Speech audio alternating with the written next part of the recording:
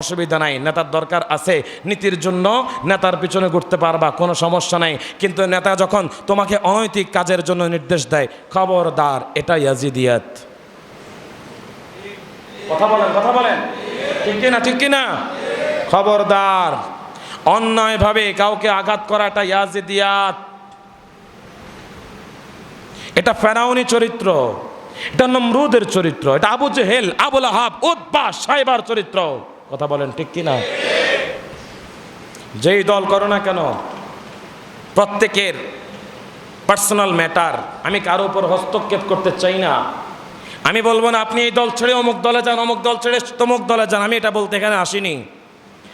একটা সমাজে, একটা রাষ্ট্রে, একটা গ্রামে, একটা এলাকায় বিভিন্ন দলীয় মানুষ থাকবেই। কথা বলেন, ঠিক কিনা? কিন্তু আপনি আপনার দল করেন, মানুষের উপকার করবেন এই নিয়তে দল করেন, তাহলে এই দল করাও ইবাদতের অন্তর্ভুক্ত হবে। কথা কন, ঠিক কিনা? গত কয়েকদিন আগে আমাদের বাংলাদেশের কোনো একটি জেলার একজন পুলিশের ওসি বা একজন উচ্চপদস্থ একজন কর্মচারী পুলিশ, উনি রাতের বেলায় সাইকেলের মধ্যে চড়ে ওনার পুরো শহর উনি প্রদক্ষিণ করেছেন। কয়েকটা থানায় তিনি গিয়েছেন। উনি সেখানে গিয়ে মোবাইল হারিয়ে গেছে বা ছিনতাইকারী মোবাইল নিয়ে গেছে, এই মর্মে একটা জিডি করতে চাইলেন। ওনার কাছ থেকে ঘুষ চাওয়া হয়েছে।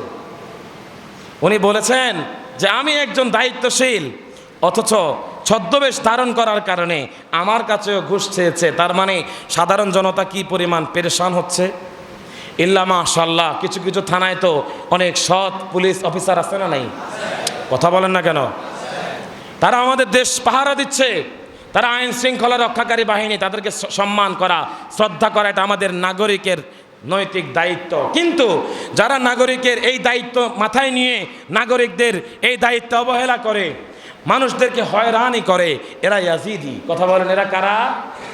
এরা ইয়াজিদি। ওই পুলিশ অফিসার তিনি বলেছেন যে আমি এই পুলিশের এই আইন শৃঙ্খলা রক্ষাকারী বাহিনীর দায়িত্ব আমার কাঁধে মেনে নিয়েছি, আমি এটাকে ইবাদত মনে করি। এই স্ট্যাটাস নিয়ে ফেসবুকের মধ্যে অনেক আলোচনা সমালোচনা হয়েছে। আমি চিন্তা করলাম যে এই জায়গায় আমার একটা অপিনিয়ন আমি দিতেই পারি। আমি যেহেতু স্বাধীন নাগরিক, আমি দিয়েছি। যদি কোনো ব্যক্তি এটা মনে করে রাষ্ট্রের দেওয়া কোনো দায়িত্ব এটা আমার কাছে আমানত, এই জনগণের আমানত আমি রক্ষা করব, আল্লাহর কসম তার দিন, তার রাত, তার প্রত্যেকটি শ্বাস প্রশ্বাস ইবাদতে গণ্য হয়ে যাবে। আপনি আপনার প্রত্যেকটি জায়গায় আপনি যে দায়িত্ব করেন না কেন, আপনি কৃষিকাজ করেন, যদি আপনি সঠিকভাবে কৃষিকাজ করতে পারেন, আপনি যদি ঠিকমতো নামাজটা ঠিকমতো পড়তে পারেন, আপনি যদি সঠিকভাবে হালালভাবে কৃষিকাজ করেন, আপনার প্রত্যেকটি সময় ইবাদত হিসাবে গণ্য হয়ে যাবে। আপনি যদি কোনো অফিসে চাকরি করেন, যথাযথ নিয়মে যদি চাকরি করেন, হক যথাযথ আদায় করেন, প্রত্যেকটা মুহূর্ত ইবাদত হিসাবে গণ্য হয়ে যাবে। আপনি ডিফেন্সে চাকরি করবেন, যদি সঠিকভাবে দায়িত্ব পালন করতে পারেন, এটাই আপনার জন্য জান্নাতে যাওয়ার ওসিলা হয়ে যাবে, এটাই আপনার জন্য ইবাদত হিসাবে গণ্য হবে। কিন্তু মনে রাখবেন, যদি দায়িত্ব পাওয়ার পরে বেওয়াফাগিরি করেন, দায়িত্ব পাওয়ার পরে যদি মানুষের উপর জুলুম করেন, পক্ষপাতিত্ব করেন, স্বজনপ্রীতি করেন, মনে রাখবেন এটাই ইয়াজিদিয়াত, এটাই আপনাকে জাহান্নামের চৌরাস্তা নিয়ে যাবে। কথা বলেন, ঠিক না? এজন্য আমার যুবক ভাইয়েরা সাবধান, সাবধান। আজকের দিনে প্রায় 50টার মতো প্রাণ চলে গেছে বাংলাদেশের মধ্যে। আমরা এমন বাংলাদেশ দেখতে চাই নাই, এমন চিত্র আমরা দেখতে চাই নাই। যারাই করেছে, যারাই ঘটিয়েছে, আল্লাহর দরবারে কোনোদিন ছাড় পাবে? খবরদার, মজলুম হবেন, কখনো জালিম হবেন না। অত্যাচার সহ্য করবেন, কিন্তু অত্যাচার কখনো কারো উপর করবেন। আবার প্রতিবাদও করতে হবে, এটাও ইমানের দায়িত্ব। কথা বলেন, ঠিক কিনা? ইমাম আলী মাকাম জুলুম করেন নাই, প্রতিবাদ করতেও তো ছাড়েন নাই। কথা বলেন, ঠিক কিনা? হাত দেন নাই ঠিক, আপোষ করেন নাই ঠিক, কিন্তু হাত থেকে কি তলোয়ার ফেলে দিয়েছেন? ফেলে দেননি, ময়দানে চলে গিয়েছেন।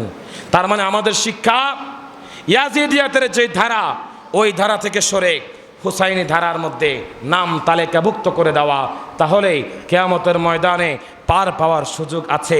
আমরা প্রত্যেকেই এই নিয়ত করব, যেই যে রাজনৈতিক ব্যাকগ্রাউন্ডে থাকেন, কিন্তু নিয়ত একটাই, আমার দ্বারা যেন কোনো মানুষ কষ্ট না পায়, কোনো মানুষের বদদোয়া যেন আমার জন্য না আসে, কোনো মানুষের আর্তনাদ যেন আমার কারণে না হয়, কোনো মা যেন আমার কারণে আর্তনাদ না করে, কোনো মায়ের চোখে যেন আমার কারণে চোখের পানি যেন না ঝরে।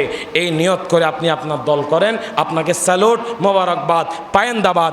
আল্লাহ রাব্বুল আলামিন আমাদেরকে হুসাইনি ধারার উপর ইস্তেকামাত নসিব করুক। জোরে বলুন আমিন।